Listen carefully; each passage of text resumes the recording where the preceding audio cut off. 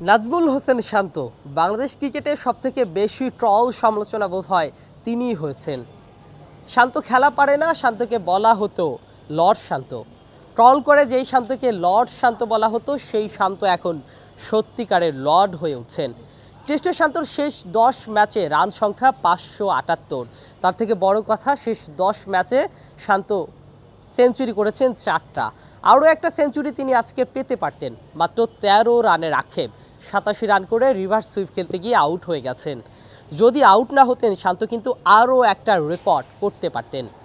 Sunil Gavaskar, Ricky Ponting, David Warner, যাদেরকে টেস্টের legend বলা হয়, সেই লিজেন্ডদের কাতারে শান্ত নাম লেখাতে পারতেন।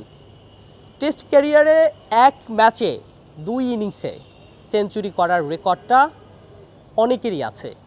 প্রায় 90 জনের মতো টেস্টে কিন্তু এরকম এক ম্যাচে 2 ইনিংসে সেঞ্চুরি করেছেন। তবে তিনবার করার রেকর্ড 3 জনের, Sunil Gavaskar, David Warner, Ricky Ponting.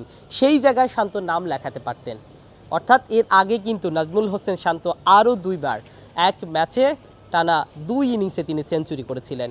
3বারের রেকর্ডের পাতায় তিনি এবার নাম লেখাতে পারতেন। বড় বড় লিজেন্ডদের পাশে তার নামটা লেখা হতো। তবে শান্তকে নিয়ে বলতেই হবে যে এই শান্তকে নিজেকে কতটা পরিবর্তন করেছে। গতকালকে আমরা কয়েকজন ভক্তদের সাথে কথা বলেছিলাম যে শান্তর খেলায় তারা মুগ্ধ।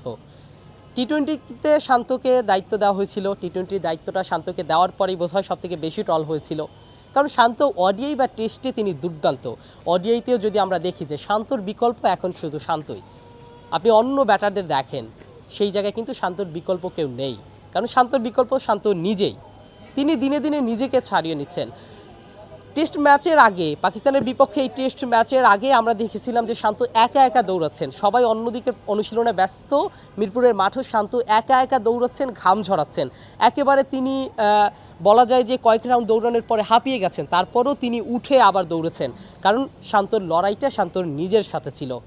সেই লড়াইয়ে কিন্তু দিনে দিনে নিজেকে তিনি ছাড়িয়ে যাচ্ছেন, রেকর্ড করছেন। সেঞ্চুরির আক্ষেপটা বোধহয় শান্তর থাকবে, তার থেকে বড় আক্ষেপ থাকবে যে সুযোগটা ছিল Ricky Ponting, Sunil Gavaskar, David ওয়ার্নারদের পাশে নাম লেখানোর, সেটা তিনি পারলেন না। তবে সামনের ম্যাচে হয়তো সেই সুযোগটা শান্ত নিয়েও নিতে পারে, বা এখনও ক্যারিয়ারটা তার অনেক লম্বা। সেই জায়গায় এই রিকি পন্টিং, সুনীল গাভাস্কারদের শান্ত ছাড়িয়ে যাওয়ারও কিন্তু ক্ষমতা রাখে। হয়তো তিনি ছাড়িয়ে যাবেন, দেখা যাক সেটাই শান্ত পারেন কিনা, বা এই শান্ত বা এই লর্ড শান্ত নিজেকে কোথায় নিয়ে যেতে পারেন। মিরপুর শেরেবাংলা ক্রিকেট স্টেডিয়াম থেকে আসিফুল হাসান, এনপিবি।